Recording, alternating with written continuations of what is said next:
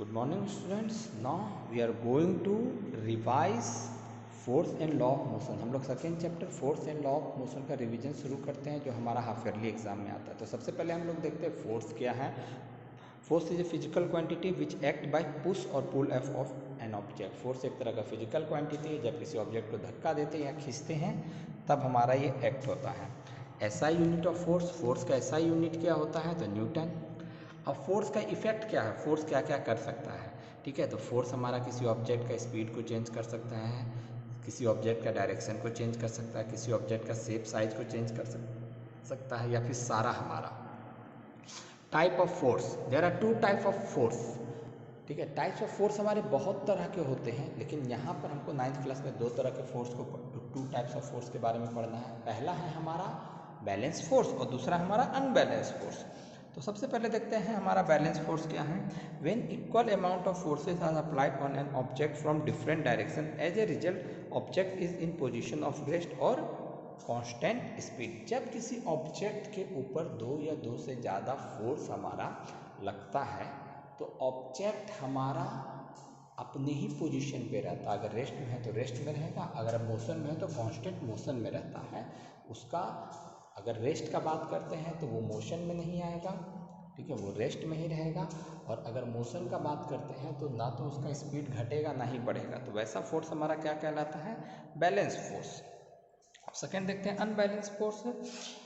When unequal amount of force is applied on an object from different direction, as a result object is moved in the direction of greater force. Unbalanced force नाम से ही पता चल रहा है कि दोनों equal नहीं होगा और इसमें हमारा जिस डायरेक्शन में हमारा ग्रेटर फोर्स लग रहा है उस डायरेक्शन में ऑब्जेक्ट हमारा मूव करेगा. अब हम लोग देखते हैं यहाँ पे न्यूटन्स लॉ ऑफ मोशन. अब हम लोग न्यूटन्स के लॉ के बारे में पढ़ते हैं. तो न्यूटन्स ने हमारे 3 लॉ दिए हैं, ठीक है. Newton first law of motion, Newton second law of motion and Newton third law of motion. तो सबसे पहले हम लोग देखते हैं Newton first law of motion. Newton first law of motion क्या कहता है?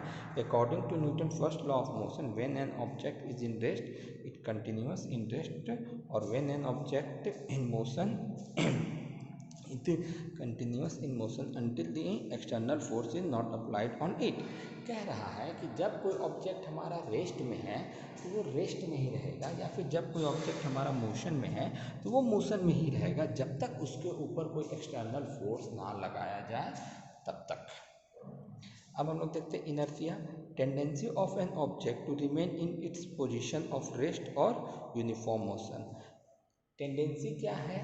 ये क्षमता होता है किसी भी ऑब्जेक्ट का कि वो अपना पोजीशन में ही रहे. अगर वो रेस्ट में है तो रेस्ट में ही रहना चाहता है, अगर मोशन में है तो मोशन में ही रहना चाहता है. Type of inertia. 3 तरह के इनर्शिया होते हैं. Inertia of motion, inertia of rest and inertia of direction. ठीक है. Inertia is directly proportional to mass of an object. Inertia किसी भी ऑब्जेक्ट का क्षमता उसके मास के ऊपर डिपेंड करता है. अगर मास ज़्यादा है तो उसका इनर्शिया भी ज़्यादा होगा. तो सबसे पहले हम लोग देखते हैं यहाँ पे इनर्शिया ऑफ मोशन क्या है. It is a tendency of an object to resist any change in state of motion. ठीक है. इनर्शिया ऑफ मोशन कहता है कि जब कोई ऑब्जेक्ट हमारा मोशन में है तो वो मोशन में ही रहेगा. मोशन से वो रेस्ट में आने के लिए जो भी फोर्स लगाया जाता है उसको वो रोकेगा, उसको रेसिस्ट करेगा. ठीक है. तो ये हमारा कहलाता है इनर्शिया ऑफ मोशन. इसका बहुत सारे एग्जाम्पल है. जैसे पहला एग्जाम्पल क्या कह रहा है हमारा, a person travelling by a bus fall forward when the bus apply sudden brake. जब हम लोग देखते हैं कि बस चल रहा है, हम लोग बस में बैठे हुए हैं, तो अगर बस अचानक ब्रेक मारता है तो हम लोग आगे की तरफ झुक जाते हैं. ऐसा क्यों होता है?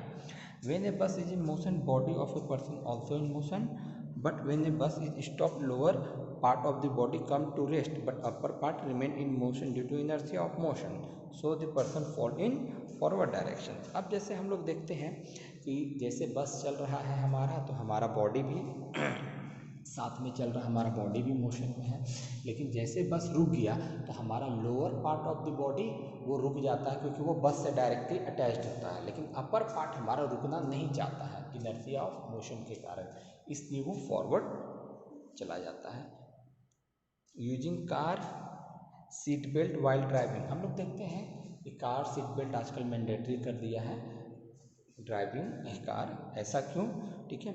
When A car is motion body of a person also in motion, but when A car stop suddenly due to collision or applying brake, upper part of a body remain in motion due to inertia of motion and try to move forward, but seat belt comes in rescue and prevent from injury। अब जैसे होता क्या है कि जैसे seat belt लगाया गया तो जब अचानक कार रुकता है या फिर हम लोग जा करके एक्सीडेंट हो जाता है या फिर कहीं पेड़ में लग जाता है तो हमारा बॉडी है वो आगे की तरफ बढ़ना चाहता है इनर्शिया ऑफ मोशन के कारण, लेकिन जो सीट बेल्ट है वो रोक देता है जिसके कारण हम आगे नहीं बढ़ पाते हैं और हमें चोट नहीं लगता है।